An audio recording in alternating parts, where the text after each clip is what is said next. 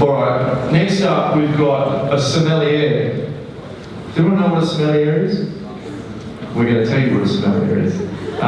We've got someone very special to us who's works at the same restaurant, Bondi Icebergs, and is a sommelier there. And can we please welcome Gabrielle Webster.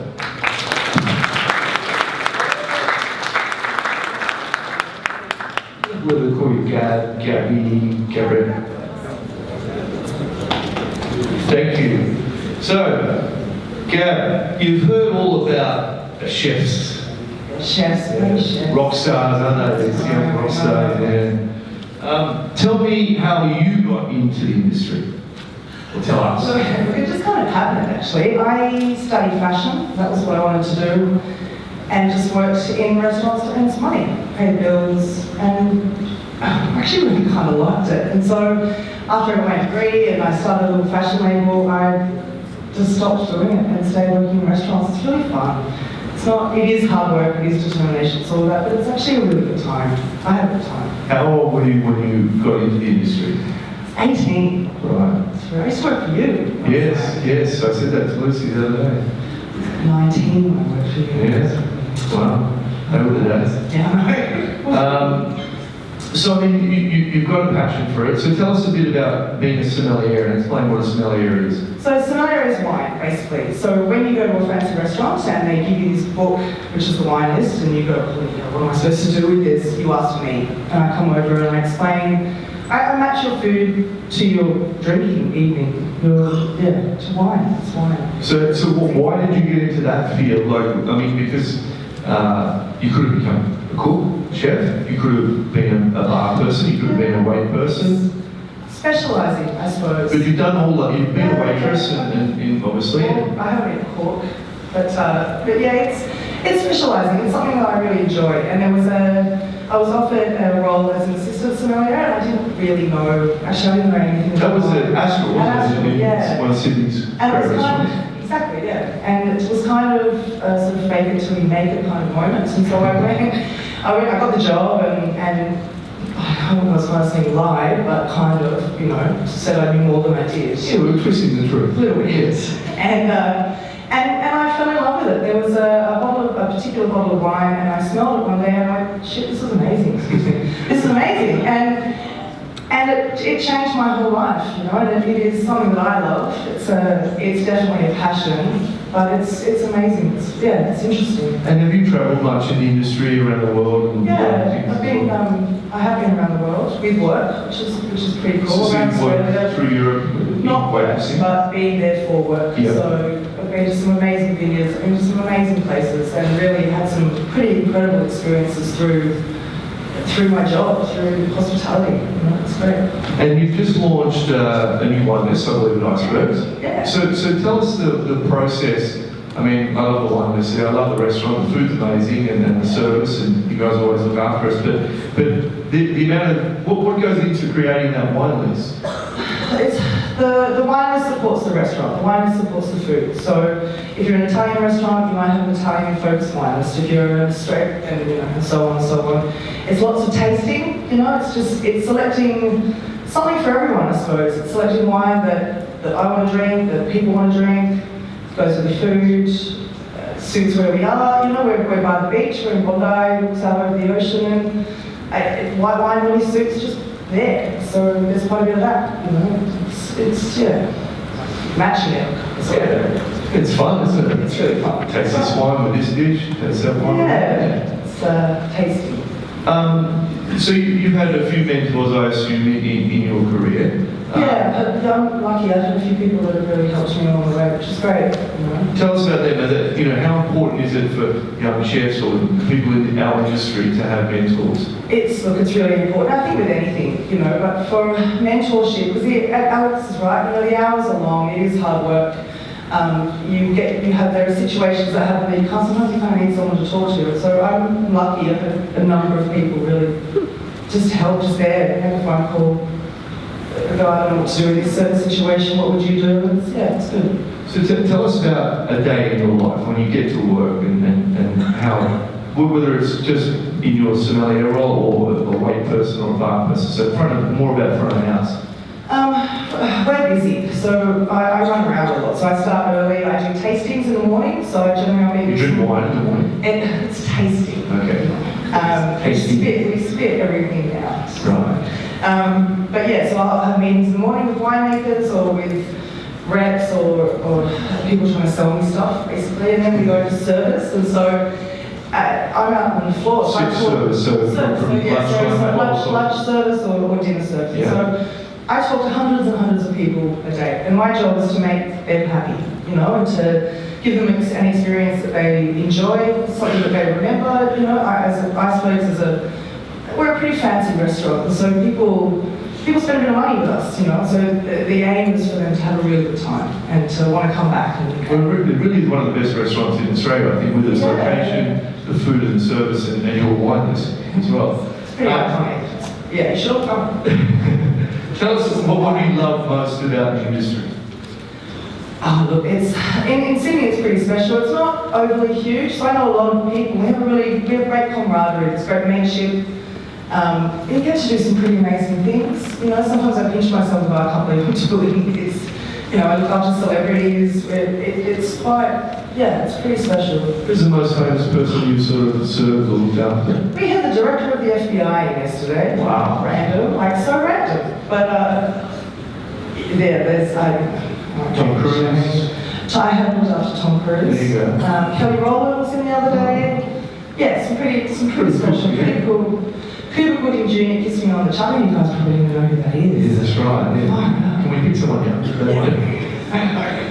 Katy Perry, she was in Katy Perry, there you go. You guys know Katy Perry, so she served Katy Perry, my God. What are your plans for the future? Where do you go to from here? And this won't go back to your bosses at the restaurant, but where do you see yourself? Like Alex said, he wanted to open a restaurant perhaps a few years ago. See, I've done that, and owning your own business is tricky. You know, sometimes it's good to just work for someone. But the aim is to probably not be on the floor so much, because you know it is hard work, and it's walking around and moving and carrying and physical. I don't really know. At the moment, I'm pretty happy where I am. Yeah. So we'll see. It'll still be in line. Hospitality, there are so many different ways that you can take it. Wine doesn't have to be sommelier. It doesn't have to be on the floor. So who knows? It could go anywhere. Yeah. Any advice for these guys? Just do it. Have fun. Just do it. Just do it. No, and have fun. If you enjoy it, there's nothing wrong with being a waiter. There's nothing wrong with being a chef. If you earn quite good money along the way. Yes, you earn good money, right? And $6 an hour is not necessarily the case. Yes, that was easy. That was a long time ago.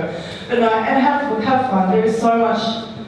You can do so much, and you can travel. You know, if you start off just working in a restaurant to earn some extra money, you can take that to London and go to New York. You know, and then you can bring that back here. You can do it. Just do it and have fun, because it is. It's really fun. There you go. Big round of applause. Thank you very much for all your time. So, any questions on Alex or Gab or anyone? Me? No? Sure? Yes? Where? Okay. Yellow there. I want to ask the sommelier if she can talk to us the way she pairs the food with the wine, like with the red wine, with the meat, what sort of wine? You want to ask the sommelier how she matches the food with the wine? Are you having a dinner party tonight? Is that what's going on? Look, it's all about what you like, yeah? So there are a few rules, like red wine goes with protein, white wine goes with fish. You know, if you don't like drinking red wine, don't. It's true, you know, because I have a steak and I'll drink a Chardonnay. Yeah, which is a beautiful match, you know? It's really you grow whatever you want. Yeah, very good, very good. Any other questions? Yes? When you're employing an apprentice chef, what sort of skills, what qualities are you looking for? The question is, when I'm employing an apprentice chef, what am I looking for? One thing I don't do is look at their resume. I want to see energy, passion and commitment, and someone who wants to work hard to get somewhere. And be enthusiastic, and be motivated to become a chef or a wait person. To really set some goals. They want to be somewhere and they want to do something. That's what I want to see. Resumes, anyone can write a resume, anyone can write a menu, anyone can write a recipe, but it's how you implement it or make it happen. So you've got to be passionate and committed and prepared to work hard. Yes. Did I study hospitality at school? I got kicked out of school at 15. I was very naughty. I spent more time outside the school, the classroom, which I'm glad it's the best thing that ever happened to me, because if I didn't get kicked out of school, I would be lost. And I fell into this beautiful industry of cooking and this restaurant industry, and that's been the best thing that ever happened to me that I did. So I started an apprenticeship and studied cookery in that. I did a 4-year apprenticeship. Any other questions? Yeah, I have one very quickly, Luke. In relation to looking at hospitality as a career, the enormous growth that's going on within the industry, there's a big need for a lot of casuals and part-time people. So studying in terms of doing hospitality in school and continuing on with that, there's got to be a great number of good casual roles and opportunities. Absolutely plenty. And sometimes to start, as Alex did and I did, washing pots, to be a kitchen hand and things like that, to see how a kitchen works and understand all the ins and outs of that. Like Gabby did, waitressing, polishing cutlery, polishing glasses, lots of part-time hours there to do the job in the industry and get a feel for it. And not all of you are going to like it or love it, but have a crack at it, have a go. Because if you don't have a go, you'll never know. Any other questions? Yes. Yes. What makes you a great waiter? Like, what do you do to improve your hospitality skills to speak to customers and? You just be nice, smile. Like, but not be smiling. You're halfway there. It's yeah. You just the whole working with the general public. Sometimes it's not great, but if you're nice, you can always kind of turn people around. Learn to carry 3 plates. Go and do some work in a restaurant. See. That's how you start. Just be happy. No anger management, Gordon Ramsay stuff. Yes, sir. Yeah, Luke, just want to clarify about the resume. Given that the students have done a course in, or a certificate 1 or 2 in hospitality at school, you'd still look at that favourably as someone who's keen in the industry. Yeah, well, a resume is important, I guess. But what I'm saying is you've got to give things. So, as I said, the chicken stock method before, what you put into it is what you can get out of it. If you're passionate and committed and you really want to achieve something out of this industry's got so much to give you, but you've got to give something to it as well. What we find nowadays, a lot of kids work in so many different restaurants. We get a young person's resume who's 20 and he's done his apprenticeship or whatever, but they've worked in about 12 different restaurants. 3 months, 4 months here, 3 months there. And that turns us off a bit, I think, because what we want is stability as well. And we want to be able to, imagine working under Alex in the kitchen and learning for about 3 or 4 years. And then you've learned this great craft, this great skill. And then you go off to London or New York or France or wherever and learn more because you work with a great chef. And then you come back to this country and create your own restaurant and start teaching others. That's what it's all about. I think that's it, isn't it? Thank you very much for having us. Thank you to everybody. And hopefully you'll all, if anyone wants a job, bring Alex. Thank you. Thanks very much.